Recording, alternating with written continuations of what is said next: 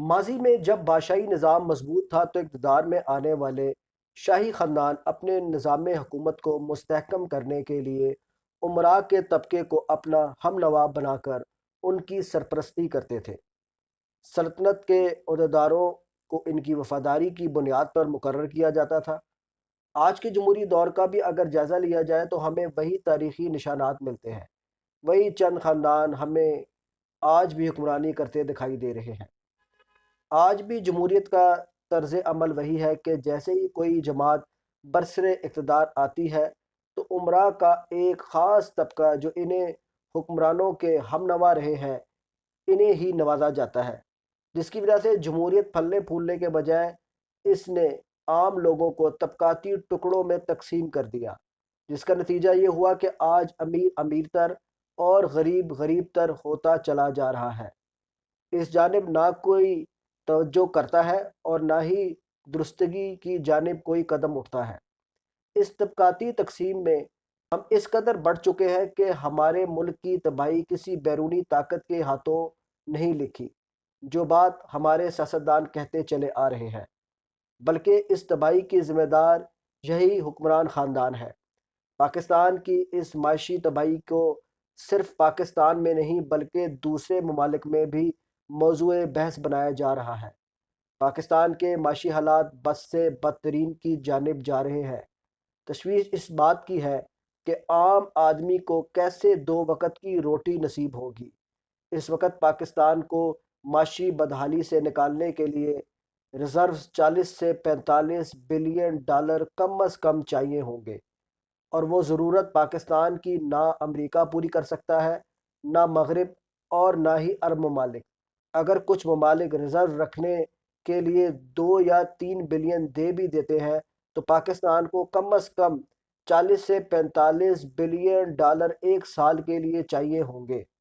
صورتحال جس سمت جا رہی ہے، یوں محسوس ہو رہا ہے کہ پاکستان کو صومالیہ بنانے کی مکمل تیاری حکمران کر چکے ہیں۔ ہمارے حکمرانوں کی حالت یہ ہے کہ ان کا علاج باہر ہوتا ہے، ان کی شادیاں باہر ہوتی ہیں، صرف حکمرانی پاکستان میں ہوتی ہے۔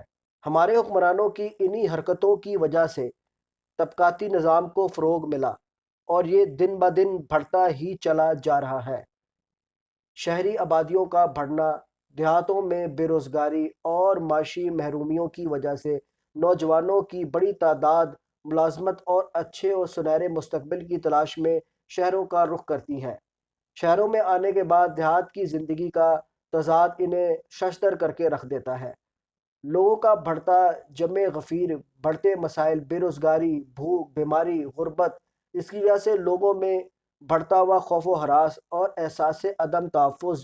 لوگوں کی اس وقت حالت کچھ ایسی ہے جیسے ڈوبتا ہوا شخص سہارے کے لیے ہاتھ پاؤں مارتا ہے۔ پاکستان کو حاصل کرنے کا اصل مقصد ہی یہی تھا، جہاں بنیاد پرستی نہ ہو، مساوات ہو اور لوگ ایک دوسرے کے دکھ کو محسوس کرتے ہوئے ایک دوسرے کے لیے جان بھی قربان کرنے سے گریز نہ کرے۔ مگر دن بدن جو صورتحال ہوتی چلی جا رہی ہے، لگتا یہ ہے کہ ملک میں صرف جاگیرداروں، سرمایہ داروں، سیاستدانوں اور اشرافیہ کا پاکستان بن کر رہ گیا ہے۔ یہاں ہر کوئی مسائل کی بھی بات کرتا ہے، معیشت کی بھی بات ہوتی ہے۔ عام آدمی انقلاب کے انتظار میں ہے کہ شاید ان کے لیے کوئی دن سکھ کا آ جائے۔ وہ تمام تر سیاسی جماعتیں جو انقلاب کا نعرہ لگاتی ہیں، دراصل وہ سب اپنے اپنے مفاد کی جنگ کے لیے نکلے ہیں۔ عام آدمی یا ان کے مسائل کے حل سے انہیں کوئی سروکار نہیں۔ انقلاب ہمیشہ نیچے سے اوپر کی جانب آتا ہے۔ ہمارے ملک کا مسئلہ یہ ہے کہ ہمارے ملک میں غریب کی پالیسی امیر بناتا ہے، زراعت کی پالیسی ایک انڈسٹریلسٹ بناتا ہے، جس کی وجہ سے ہم بہتری کا تصور نہیں کر پا رہے۔ جب تک ہم متعلقہ سیکٹر کے لوگوں کو آگے نہیں لائیں گے، تبدیلی ممکن نہیں ہوگی۔ چین جو ہم سے بعد میں آزاد ہوا، آج پوری دنیا میں تیزی سے اپنی اہمیت بنا رہا ہے۔ طبقاتی تقسیم کو ختم کرنے کے لیے چین نے اپنی انڈسٹری پر بے انتہا توجہ دی۔